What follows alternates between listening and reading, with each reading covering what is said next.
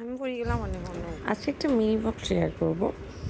কুলাউড়ে যখন আমার চাচার বাসায় ঘুরতে গিয়েছি তখন একদিন অনেক বেশি তুফান দিয়েছে এবং আমার ভাবিরা সবাই মিলে বলছে আমাদের পাশের বাসা থেকে আম কুড়াতে যাবে। তো ইট ওয়াজ ভেরি মাচ এক্সাইটিং। আমি বললাম ওয়াই না, একটু ছোটোখাটো ব্লগ করে ফেল। অনেক অনেক ছোটো ছোটো আম পড়েছিল, খুব একটা বড় না। এটা মেবি ওই দিকে তখন প্রথম একটা তুফান ছিল। আবার অবস্থাও খুব একটা ভালো ছিল না।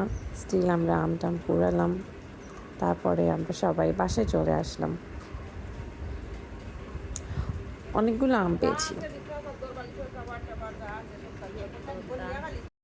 যেখানে আমার ভাইয়ের ছেলে আমাকে বলছিল ব্লগ করো, সুন্দর হবে। পরে আমরা বাসায় এসে আমের চাটনি বানিয়ে সবাই মিলে খেলাম, অনেক মজা লেগেছিল।